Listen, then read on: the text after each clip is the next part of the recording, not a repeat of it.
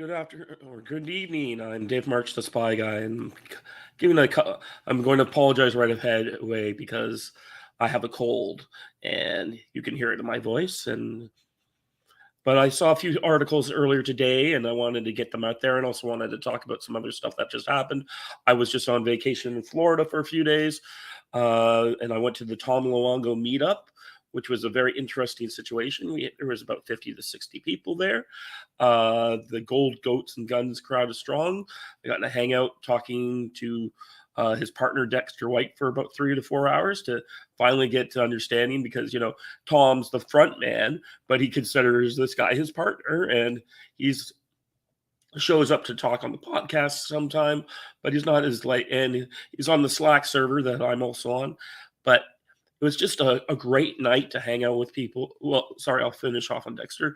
Dexter is like Tom sees his partner, a business partner, colleague, and friend. So it's good to see the rest of the story that we don't necessarily see because uh, Dexter's the guy who's keeping things running in the background while Tom goes off and pontificates. So it's good to see that. And he's a really great guy, and we should see more of him in the future.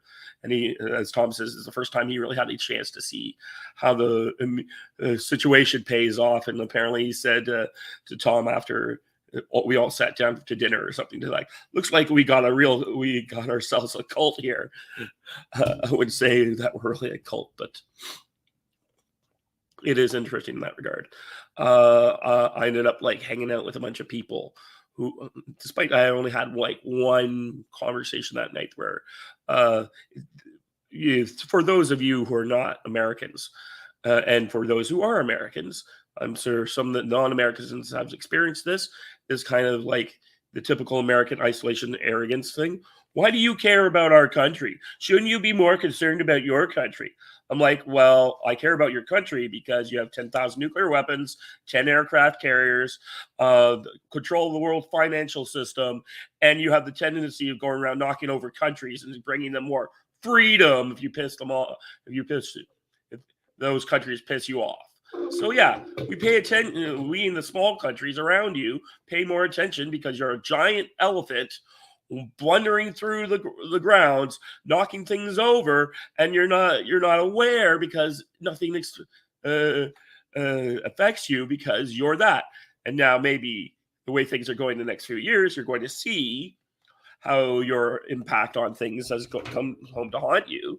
But all these Americans that were shocked that suddenly a bunch of guys dropped a couple 747s on their buildings were like, well, why would anyone do this to us? And it's like, you didn't pay attention to the last 50 years because, and it's often happens, we're in the West. I said it so myself, especially in looking at Canada, is that we're these big, happy, dumb countries where nothing ever bad happens to us. And when suddenly something bad happens to us, we have no idea how to react. In America's case, they went over, knocked over some Afghanistan and stayed there for 20 years. Canada, look at our COVID response. Like, we just didn't know how to handle things, and things went awry. So I just wanted to, that was my one bad experience, but I had all these other great experiences with some people there. Like one guy kept saying, yeah, that's exactly what he said. One guy actually is like a libertarian type millennial who was like constantly talking to me all night. And I was just like, he's like, Canada's amazing. He was talking about the trucker convoy. He's like, where did this all come from? Where did all this crazy Canadian stuff coming from? Jordan Peterson, all these different things. And I'm like, well, partly because, we're in a more oppressed society where we can't say as much and do as much.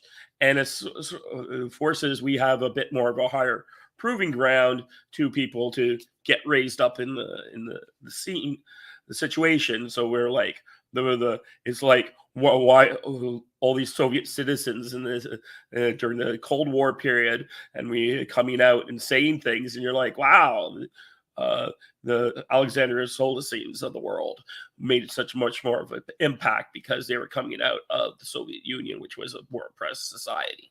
And I feel that a bit more about Canada. Everyone thinks we're kind of laid back, and we're not. And we're like, no, we're going to we're top down, crush people individually that way. What is it? Another thing. Someone. So yeah, this kid was talking to me, and his other problem is he just kept interrupting everyone all night because he wanted to excitedly tell people things, and he's like, and people kind of ignored him a little bit because of that. And but I ended up listening to him, and he's like, "What?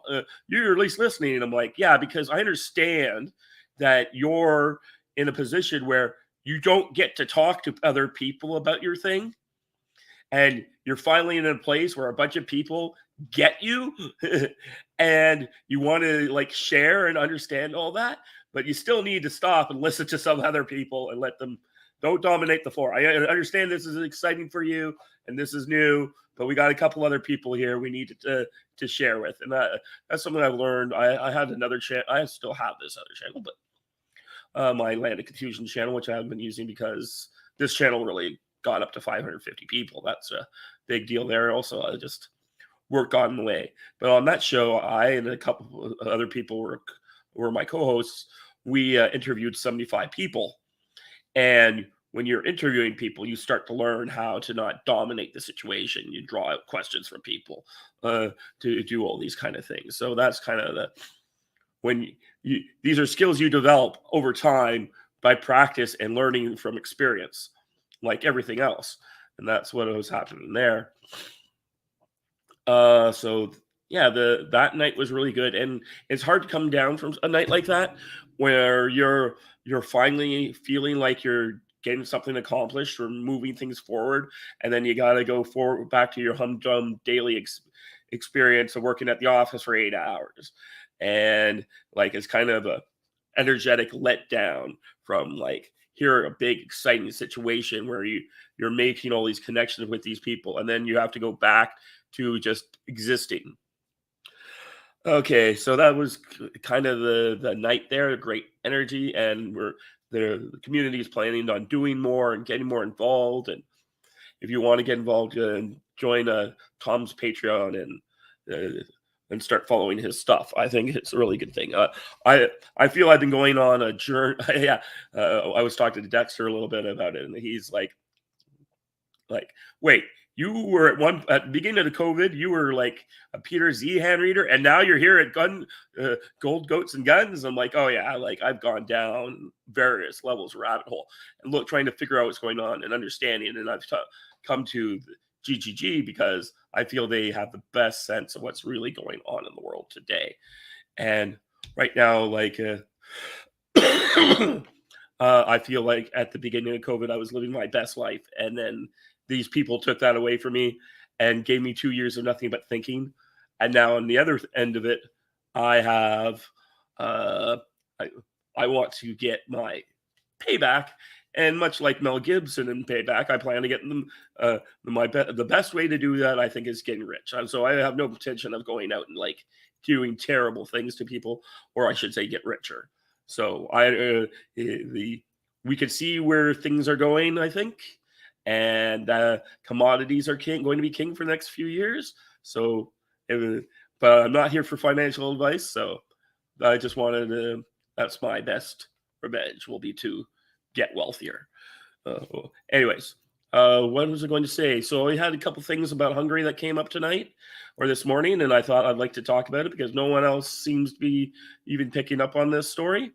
Oh, before I get on to the Hungary thing and finish off, I was arguing with a couple of guys about something about the social credit system, and the guy was talking like Canada's implementing a social credit system because they're going after this guy named Mackenzie, who's a soldier.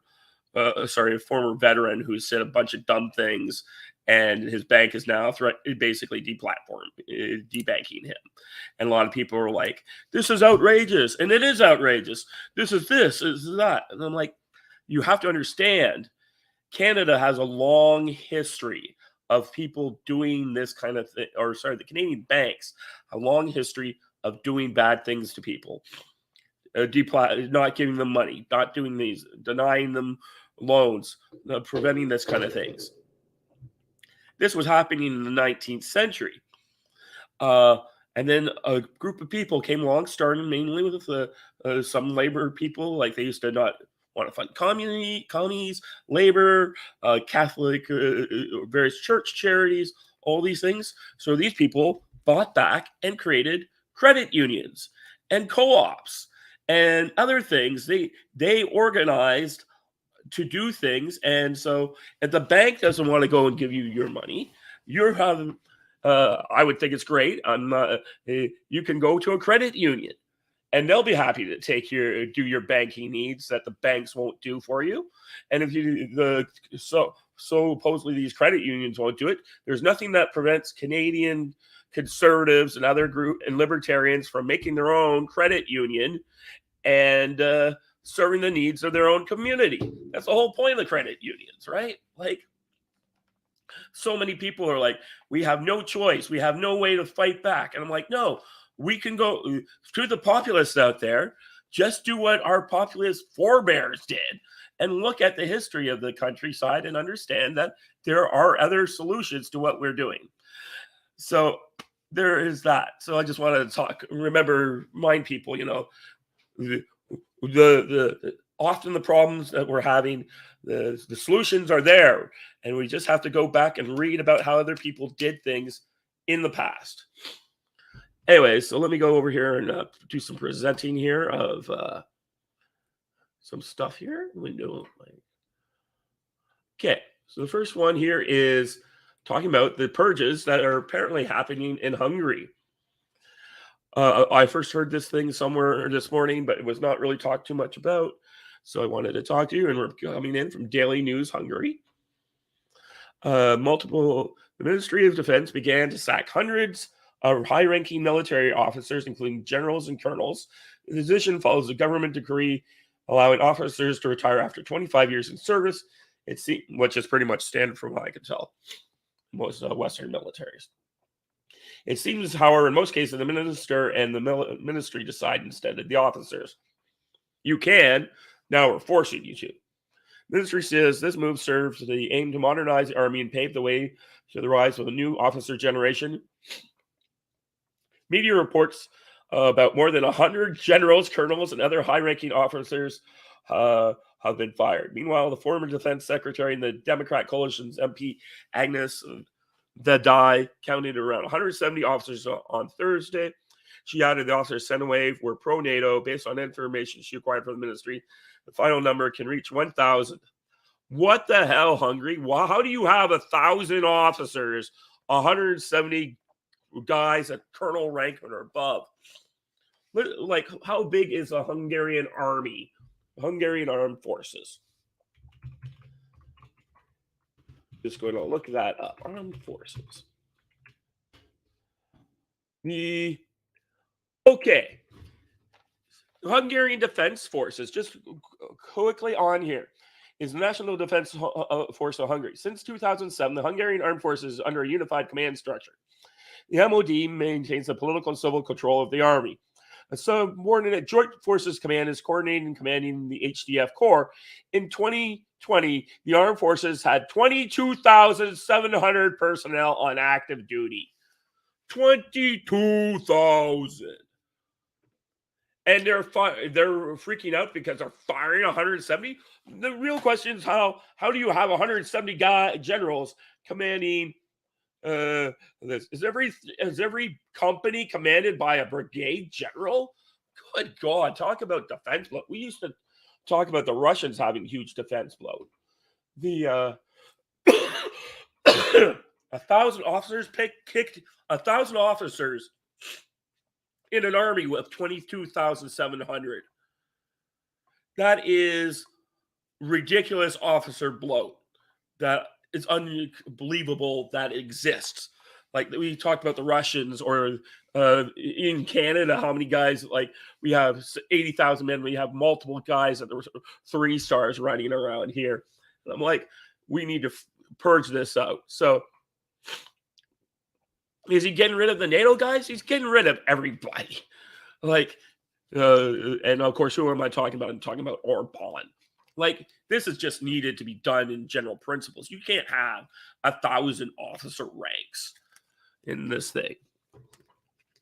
How do you get 100 generals and colonels for an army of 23,000? This is ridiculous. In other news, Hungary and Serbia agree that peace in Ukraine is a priority, and that small and mid-sized countries are especially vulnerable. The defense ministers discussing cooperation with Serbia. So when we were talking in my video about a month ago about Serbia and the current crisis with Kosovo, I put up the map there, and it showed that Hungary is next to Serbia, and in an interesting way. But also, if Odessa falls to the Russians, Hungary becomes a conduit for Russian support of Serbia, and that would really reshape the balance of power in the East, in the European East, and would also allow Orban, if he wanted to take his country out, because he still has control of his currency and has apparently a large support population. They just don't see any way out if Ukraine still and Odessa remains under the control of Western supported powers. Hungary has consistently called for a ceasefire for peace since the war started. At the same time, this is the first time in the history of both countries that they had to react to changing security situations from the east and the south simultaneously. Serbia is the leading country in the Western Balkans, and the region faces ongoing security threats. Hungary supports Serbia's EU accession because it would aid the stability of the region, he said.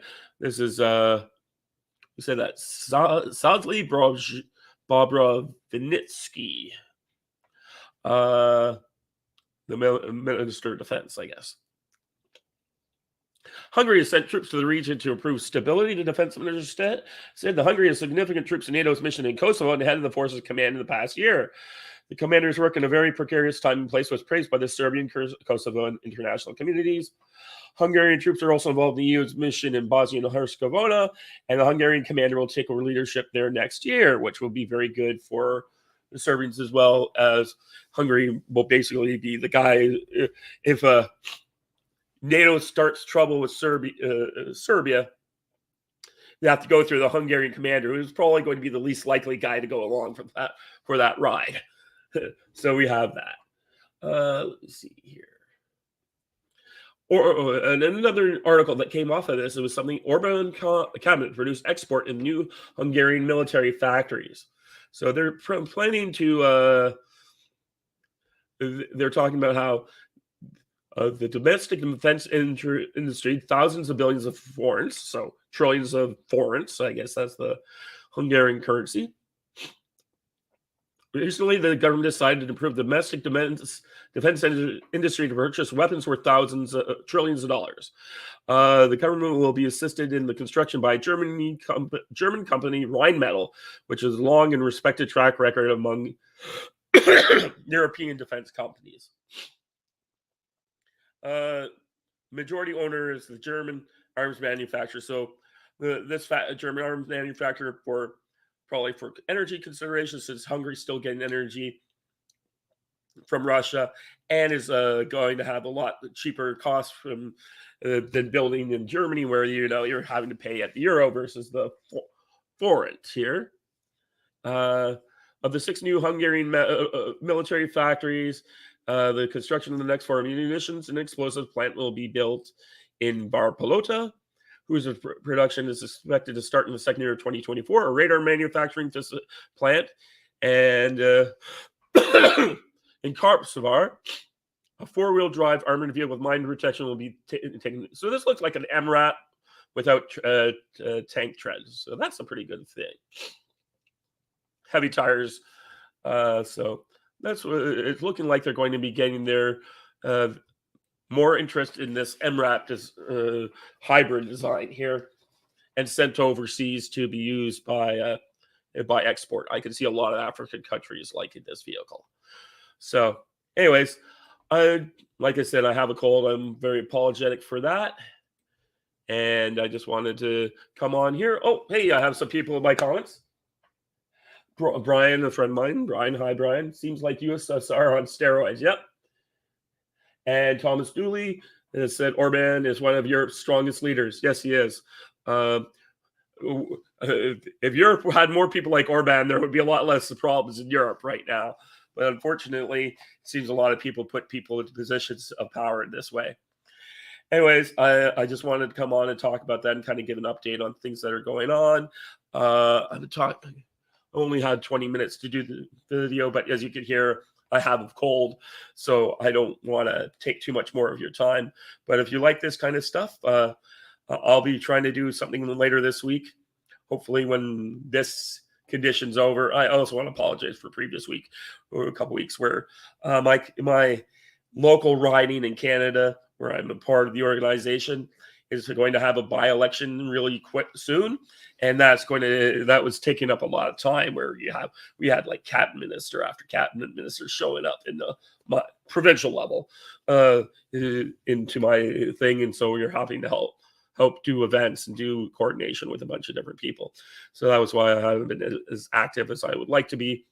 But I thought I'd come on, risk my cold, and tell you about some stuff that's been going on. I'll be like I said, I'll be doing some more in the future. So if you like this and want to help, like, share, subscribe, join my locals page, and you can follow me on. This also goes up on to Rumble in like a day. Okay, thanks for stopping by. Bye bye.